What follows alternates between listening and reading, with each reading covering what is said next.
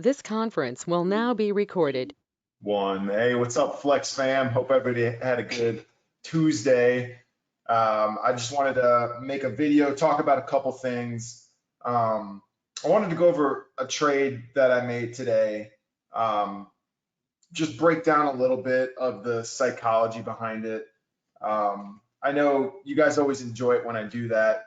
Um, Whether it's a win or a loss, there's always something to gain. There's always something to learn from it. So um, I would very much like to take this opportunity to break that trade down a little bit. Um, and then I'll talk thesis going forward for that specific setup, things that I've gotten right so far, things that I've gotten wrong, et cetera, et cetera. But yeah, I hope everybody had a good Tuesday. You felt the liquidity going down a little bit today. You saw some of the small cap, mid cap names take a little bit of a breather, and again, that's to be expected. It's been a pretty I don't want to use the word crazy, but the last week has really ramped up like big time relative to where we were over the better part of the last couple months. So a day to kind of reset and wind down, wind back a little bit, totally expected. And that's not your first thought shouldn't be, okay, we're going back to that slow period again. That's not necessarily what I'm thinking at all. But my mind is in a place right now where I'm certainly not ready to say we're full blown back in like a crazy bull market where everything's popping off. That's not the reality. We're a long ways away from that. I've said it, I've been saying it, and I'll continue to say it. I still strongly believe that the broad market needs a digestion phase, and we haven't seen that yet. And until that happens, it's going to be tough to get a follow through leg up on small cap, mid cap, and even the vast majority of these large cap names. But anyway, that's a topic for another time. The main topic that I did want to discuss, um, it, I had a phone call earlier with someone close to me, and we were small talking, chatting, and he says to me, "Yeah, I've been doing too much for the last couple months or weeks or however long it's been, and I found that he essentially said that he's, and the metaphor that I use, looking through the couch cushions, trying to force trades, looking everywhere you can to try to make a buck, whether or not it's something high confident or high conviction, you're looking to be involved. And typically when you're forcing those kinds of trades, you're losing money. So anyway, this person, who I'm not going to say their name, but this person close to me, they said that they've essentially been doing that. And they said that they kind of felt silly for not just listening to what I said back in February, which was to withdraw some money, reset, take a step back, size down, and not feel so inclined to be in every trade at once. And this person doesn't have a ton of experience, but they've been involved with the market for a few years now. So it's not like it's their first rodeo. But it was just interesting to hear their psychology. Me, who's extremely close to this person, I've been pounding the table in webinars and on Twitter, and just in general. Like if this person would have texted me, or if anybody would have texted me over the last couple months, I would have been saying the same thing. Like, I am scaling back, my size is down, my conviction's down. It's just not the same. March and April were just not the same as January and February, not even remotely close. So it was just interesting talking to this individual and hearing a little bit about where they were psychologically. And then, I proceeded to tell him, I'm like, yeah, personally, I am, well, he asked how I was and how I'm doing, how trading's going and stuff like that. And I answered honestly. I said, I am in the best spot that I've been in probably a year and a half. probably since late 2019, just from a mental and physical perspective. Psychologically, I'm just in the best headspace I've been in a long time. And I think there's a couple reasons for that, but I think primarily it has to do with understanding the market that we were entering, that transition period of super crazy, everything's going, and then to more or less tame, and understanding ahead of time, and then taking myself back, withdrawing a lot of size, taking money out of my account, reducing size significantly, scaling back on my positions, and overall just conviction going down tremendously.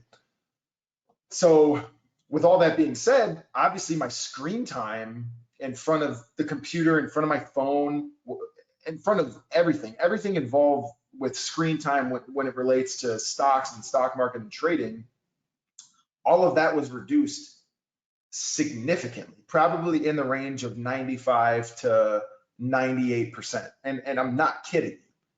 It's probably that much over the course of March and April. My screen time was probably reduced by easily 90%, but I would think some weeks and most days in the range of 95 to 99%. I mean, there were mornings where I wouldn't even check the open because I knew it was going to be slow. I can't tell you the last time that I didn't look at a market open prior to late March, early April. I couldn't tell you the last time I did that. I don't know if I ever did that. There was a week last year in 2020 where I completely took off.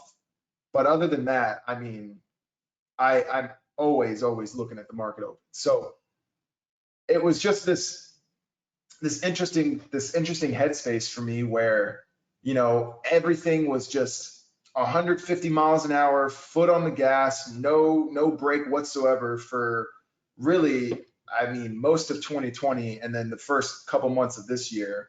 It was just all go, no brakes. So when the window of opportunity came, and it's still more or less there. I'm not saying we're fully back into like a crazy market, because I don't think we are by any stretch of the imagination. But there's finally some things to start paying attention to. But I saw the window, and I told myself for the last, all of the better part of fall and winter, I told myself if we get the break, that I'm going to take a step back, and I'm gonna reduce my screen time and just get in that right headspace, because burning out is a real thing. People like to believe that they're Superman and that it doesn't affect them, but the reality is that psychology is going to affect everybody eventually. Burning out is a real thing. I mean, look at Michael Jordan, for example. Michael Jordan retired for 2 years because he was just so burnt out, right? I mean, there's so many examples of all-time greats and people in general, normal people like you and I. We burn out. Burning out is a real thing. And once you burn out, it's very hard to get out of that tailspin and recover and get on the right path. MJ, he sensed it. He was getting close to that burnout, and he sensed it. He said, I'm done. I'm going to take a couple years off. As far as he was concerned, that could have been his permanent retirement, but he ended up coming back. And then he came back, and guess what? He won 3 more championships back to back. So, it just goes to show you that if you take a break, if you step away, that you can come back just as strong. The market's not going anywhere, and it's so important to understand that this feeling of FOMO, that this feeling of missing out, is so real, and it affects us so deeply at a psychological level. Because making money is addicting for many people. When you're making money in a big bull market, in this huge bubble, it becomes psychologically addictive, right? The green numbers, the big numbers, right? So it's it's this shift to snap out of it, realize, okay, I'm not addicted to the numbers or the market or trading or anything like that. I am more than capable of stepping back. Chances are the play, the stock that puts you into retirement, probably not going to happen tomorrow, probably not going to happen this week, right? So it's understanding all of those things that helps mentally you to step back, take a break, and reset the chakras a bit. But needless to say, that's essentially what I have been doing for the better part of 2 months. And so I was talking to this person on the phone, and I was saying, I'm in the best mental and physical, especially that's an important thing, and I'll talk about that in a second. But mental and physical headspace and condition that I've been in a year and a half. And I've been thinking about it a lot recently. And our goal trading and making money through the market is to become financially free, right? And what do you do when you have a little bit more financial freedom? I always told myself that if there was a drawdown period or a slower period, I was going to take that time to work on a different hobby or start really grinding harder than I already did in the gym. There's other areas to put that attention, to put that focus. So like I was saying, my screen time's reduced 90, 95, 99% some days. Where does that attention suddenly go to? Well, for me, it started going toward toward other things in my life, like reading or working out or getting out in the park, meditating, things like that, things that were helping me in other areas of well-being in my life, right? You have your financial well-being, your spiritual well-being, your mental, physical well-being, right? There's different well-beings. And the stock market is awesome, trading is awesome, but that's only one focus. That's only one area of well-being in your life. So if you're singularly focused on that, then you're probably neglecting some of the other areas. And I'll be the first to tell you that when there's a crazy market, when the market conditions are what we saw like late 2020, early 2021, I'm definitely neglecting physical well-being and diet and things like that. I'm not doing as good as I should be.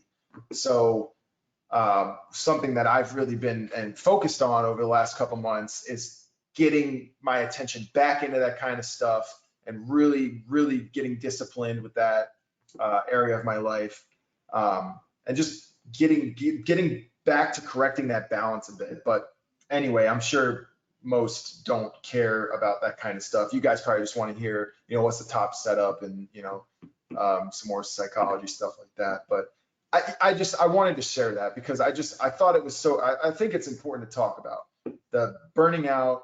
And then, if you do step back, I'm just telling you from my personal experience, like focusing on something else. Like I picked up beach volleyball over the last couple months. I never really played beach volleyball in my life. In fact, back in early March, if you served it to me, it was pretty much a guaranteed point. And I kept saying to like Josh and some of our other friends here, I was like, you guys wait, enjoy it, enjoy this week or next week why I can't return it. And I started watching YouTube videos. I started reading up, and I was out there practicing beach volleyball like 4 or 5 days a week. And in the last 2 months, I've really seen my game improve a lot. So it's like, it's something like that. Like I've been putting my focus, my attention elsewhere. And I'm fully realizing like the stock market is not going anywhere. The stock market is always going to be there, tapping into the billions and hundreds of billions of dollars that are traded every day. That opportunity is always going to be there. And I'm going to be patient for the next time that we have, a green energy sector like 2020. And we have, scores and scores of beautiful 5-star setups for months at a time.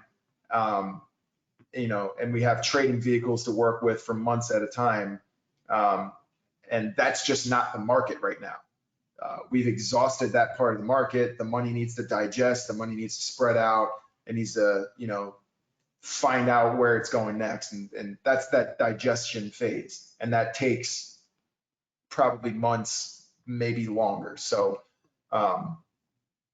yeah, all of that stuff and more. It's just keeping all that stuff in mind. But yeah, I feel good. And, and one last thing, that conversation I was having, I guess the important takeaway, if none of the other stuff was important, the important takeaway, the most important takeaway from that conversation was he had been trading, looking under the couch cushions, forcing trades over the last couple months, just wanting to be involved.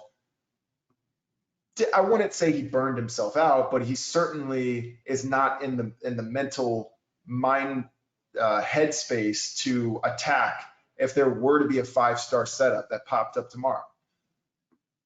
Someone like me, on the other hand, who took that step back, who removed myself, became super selective. My headspace is the best it's been in a long time. I am ready for if that 4 or 5-star setup comes across my screen. And that's that patient aspect of buying yourself patient. Think of trading and successful trading as being patient for those 4 and 5-star setups, making money, and then just affording yourself the luxury of some patience until the next time that 4 or 5-star setup comes along. Because sometimes it could be months. Sometimes it could be a month, 2, 3, 4, 5, 6 months before you get the next big setup that you are going to capitalize big off of. So yeah, it just comes down to keeping your headspace right, avoiding that burnout. But there was a trade today that I wanted to discuss a little bit, and I'll share my screen here. So MNMD, it was what even was the ticker? MMEDF, the psychedelic mushroom stock that uplisted today to the New York Stock Exchange or the Nasdaq, whatever it uplisted to. It uplisted this morning.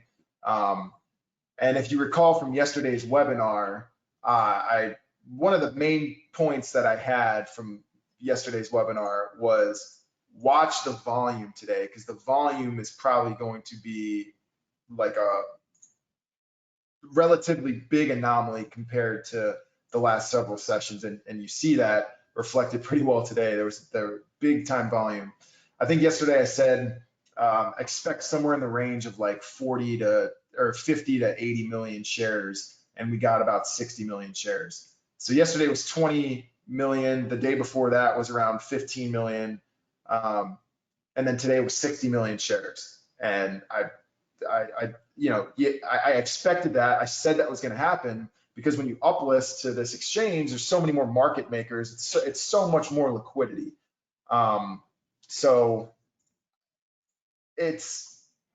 and my point yesterday, something that I was talking about was you can't just expect this kind of setup to die out.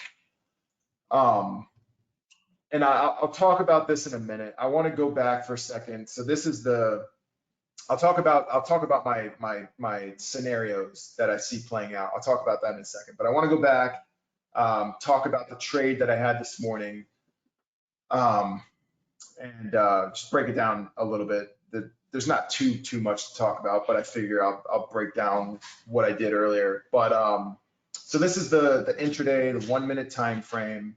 And this morning you had, I want to say we opened right at the high of the day. So we opened right around $5.06 right up here. And it's kind of hard. I'm zoomed in about as much as I can be, but around $5.70, $5.80, $5.60, that's about where we opened up.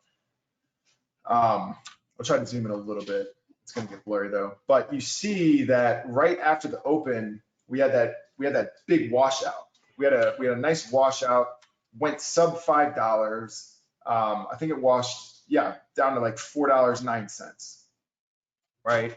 So that initial washout, I thought to myself, okay, if this can start stair stepping a little bit back up toward maybe halfway from this low to the high day, maybe I'll scale in a little bit. And then if it keeps stair stepping and it gets back up to the high of the day, and then it breaks the high of the day, this has a chance to blow off, maybe into the mid to upper sixes, maybe sevens, right? That was the trade thesis at the time. So my so I scaled in, and I have some buys here that I'll share on my photos. I uploaded these, but I have some buys here. 525, 50, 505, 520, 557, 520, 556, 56. So you see, I was kind of averaging into this trade as it stair stepped up. I was kind of, and again, 500 share lots. It wasn't like I was blasting it for 1,000 or 2,000 or 3,000 shares at a time. I don't have a tremendous amount of capital that I'm working with in my account right now. Like I've been saying, I've reduced my capital in my account pretty significantly. So that helps with not just blasting stuff. But the other side of that is, it wasn't like it was a 5-star or anything like that. It was simply a day trade idea. So I'm keeping my size relatively small. So 500 times 1, 2, 3, 4, 5, 6. So I scaled in 3,000 shares. Let's just call it 5.3 average. So right around this average here, this horizontal line, right? So that's about where my average was. And again, this is scaling up. And again, maybe the average is a little higher, a little lower. I'm not sure. I'm trying to do quick math in my head. Anyways, I had buy stops right at the high of the day. So the high of the day was right under 5.8. Okay.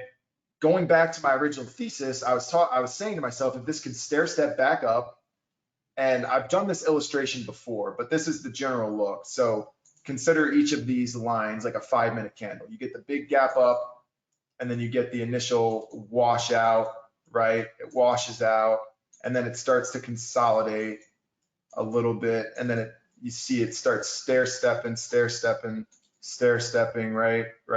And then it gets back toward the high of the day right here. Well, one of my favorite trades is when you have that weak open, that washout open, and then you stair step back toward that high of the day, and then you break through it. Generally, you can expect a little bit of follow through momentum. You can generally expect a little bit of momentum, carry that through. So what I was thinking to myself is, okay, if this can stair step back up to 5.7, 5.8, break that high of the day, then I might be able to make a trade on this to 6.3, 6.4, 6.5, something like that. A 50, 60, 70 cent scalp. And to me, that was a great way to start my day. That was a good trade. And that would have been, wrap that up and I'm done for the day. However, the stock didn't end up breaking the high of the day. And I showed you guys, I had those 6 buys. I didn't add any more because I wanted, there was a hard stop. The high of the day was the stop. And I did have another 2,000 shares. So my total position size would have been 5,000 shares. So you see it started to, I wish I could zoom in a little better. It's unfortunate, but right here, these red candles, you see we started to trend back down. We had a little punk candle, but that punk candle was followed through with a bigger washout. And I put that tweet out earlier. I said my stop was going to be 5. I wasn't going to mess with it. If it hit 5 or hit near 5, I was going to stop out, take the loss, and move on. So I did end up selling right around 5.1. And again, I have another screenshot of my sell. Here we go. No.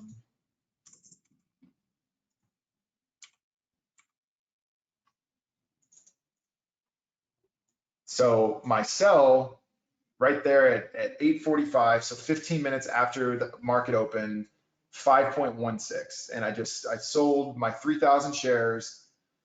And for me, that was it. That was the trade. And I was gonna let it wait out at that point. I was in no rush to get back in or anything like that. So again, and let me delete some of these arrows real quick, clean it up. So that was my average buy area. And I kept my stop. I said my stop was going to be right around 5 or low 5s, whatever it was. And I ended up selling right around here. So it was for a loss, but it wasn't anything significant. I think I probably ended up losing $500 or $600, somewhere in that range. So it wasn't like a multi 4-figure loss or anything like that, because my loss was only for about 20 or 30 cent average. So it was in the range of $500 or $600 loss, I think, somewhere in that range. But again, after I hit my sell, it did have that big washout candle, which it did recover right back. But you see, it just never quite recovered for the rest of the day. We never really formed a trend. We never really got back into it for the rest of the day. It just kind of it had this midday period of consolidation, but then that ended up breaking down to new lows. So it just goes back to the point. The point is, I had my risk in mind. I respected my risk, and then after my risk was triggered, after I sold for a loss, I didn't get back in. I didn't force any more trades. I let the day play out, and I'm glad I did, because it just trended down the rest of the day. If I wouldn't have respected my stop at 5.1, this thing closed at $4. I would have lost an additional $3,300. So a $500, $600 loss could have ended up being closer to a $4,000 loss. You know what I mean? So that's why it is so important to have that risk in mind and to respect that risk, because my loss would have been 3 or 4 times as much as it was if I didn't respect that risk. So it's just one example in a chain of seemingly infinite examples of respecting my loss, and coming out. I came out with a red trade, but I still consider this trade a win. I consider it a win. I didn't lose on this trade, because I learned a lot from this trade. I learned, especially so, just respecting that risk and watching it fizzle out the rest of the day. I saved myself some of that mental capital that I could have burned myself out watching this thing averaging down, selling into pops, right? I avoided all that because I initially just respected my risk, and trade played out from there. But I want to take a moment and just talk about where I see this trade going from here. So yesterday I said I doubled down on my. So I was wrong. I was wrong a day ago when I said I expected the digestion. I drew it like that. I said I expect this to digest. I was wrong. We ended up gapping up, having that huge day yesterday. But yesterday evening, I doubled down. I said, I really think it's going to come. I'm willing to double down. I'm willing to talk about it again for another 15 minutes. And I did last night, and it did exactly that. It opened, it gapped open, had a high of the day, washed out that. What is the name of this candle? I'm blanking, but it's not a good candle. A solid red candle means we gapped up, opened at the high of the day, and essentially closed at the low of the day. So this is a good candle to start that digestion phase. So what do I expect? Same thing that I was talking about yesterday and yesterday's webinar, and you can always go back to yesterday and reference yesterday's webinar if you would like. But I think we begin that phase of digestion. So I'm just looking for a couple weeks. It doesn't even need to be a couple weeks. It could be 2, 3, 5 days, something like that. But ideally, we consolidate. Something like this starts to form over the next week or 2 weeks. Ideally, again, that's scenario A. Scenario A rarely will play out exactly how you would like it to. Unfortunately, that's just not how the world works. But this is scenario A in my head. So if this were to materialize over the next 5 to 10 days, this is something that I'm getting confident in, that it's a 4, maybe 5-star type of setup. Of course, there's scenario B, which we have another big washout candle tomorrow. If we did have a washout candle again tomorrow, the thesis breaks down a little bit. Ideally, I want to see this hold mid threes. I really don't want to see it lose 3-4, 3-3, 3-2 down here. This is really kind of that area where it loses the super constructive look. So, and again, we'll talk more about it if and when the time comes. But the things I'm paying attention to, this volume, huge relative volume. I told you guys it was going to happen. It happened. That volume, you can't ignore it. It's not going to go away. The stock is going to be relevant for at least the immediate term, the short term. So let's just see how this plays out. Let's see if this digests high and tight type of look and starts stair stepping back toward $5, $5.5, $6. Because if it does, then we'll have to come up with a game plan on how to trade this moving forward, because it would fall into that 4, maybe 5-star category. But I did a quick scan, and there's really not too much that popped up. I still like this. I still like this RAIL rail. I'm still watching this $8 level pretty closely. That's kind of the main spot for me at this point. I've scaled in a little bit. We had a nice washout today towards 6.6, 6.7. So I added a little bit into that washout. But again, I'm keeping my size pretty small. It's not, I haven't blasted it. It's not a 5-star setup.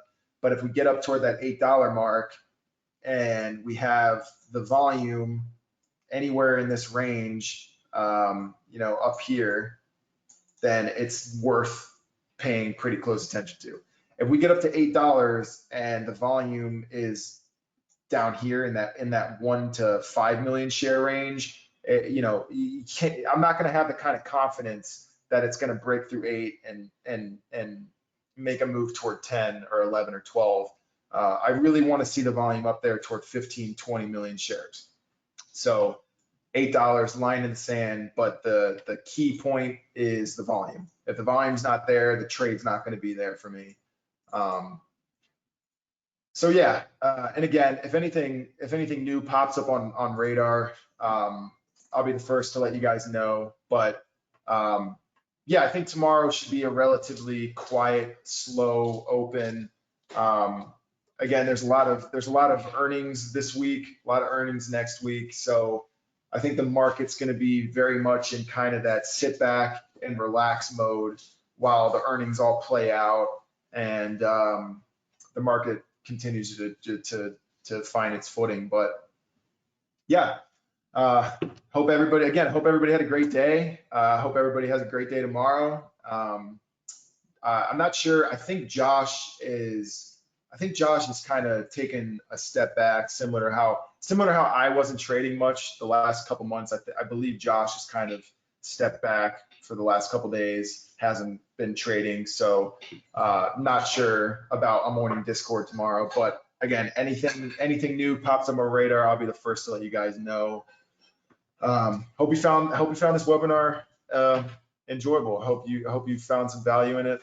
And I just continue I look forward to continuing to build a community and watch you guys find success in your own unique ways. But that's it. I'm out. Peace and love, y'all.